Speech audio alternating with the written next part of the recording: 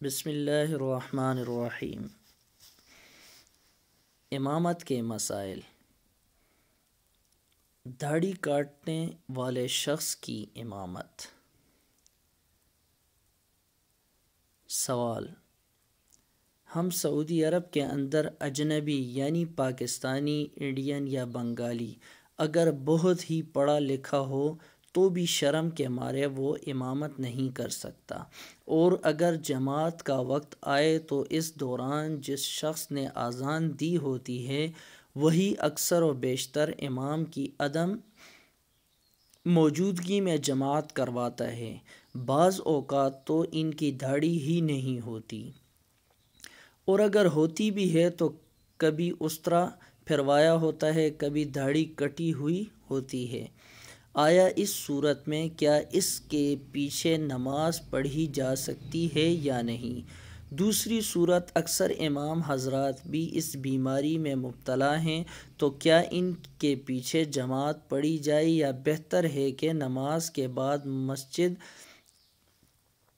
جا کر اپنی اکیلے میں نماز ادا کی جائے؟ صورت مسئلہ کا جواب: اگر بعض اوقات داڑھی ہی نہیں ہوتی سے مراد نابالغ ہے تو واضح رہے کہ بالغ کی اقتداء نابالغ کے پیچھے صحیح نہیں ہے۔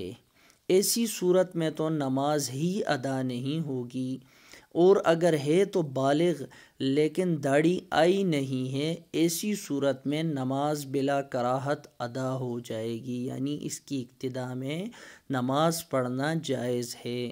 رہی بات داڑھی آنے کے بعد کٹوانے یا منڈوانے کی، تو داڑھی منڈوانا یا ایک مشت سے کم رکھنا گناہ کبیرہ اور حرام ہے۔ داڑھی منڈوانا یا کتروانا فسق ہے۔ جو شخص داڑھی کاٹ کر ایک مشت سے کم کرے یا مونڈے، ایسے شخص کو امام بنانا مکروہ تحریمی ہے۔ اگر توبہ کر لے تو پھر بھی جب تک داڑھی ایک مشت نہ ہو جائے اس وقت تک وہ شخص امامت کا اہل نہیں ہے۔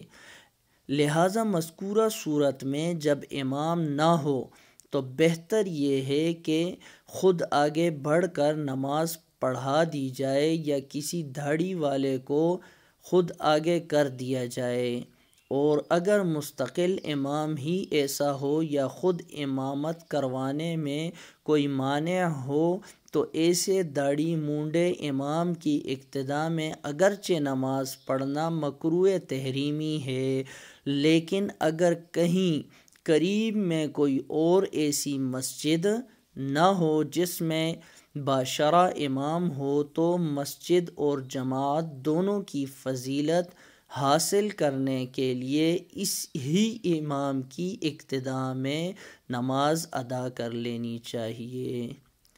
واللہ اعلم بالصواب۔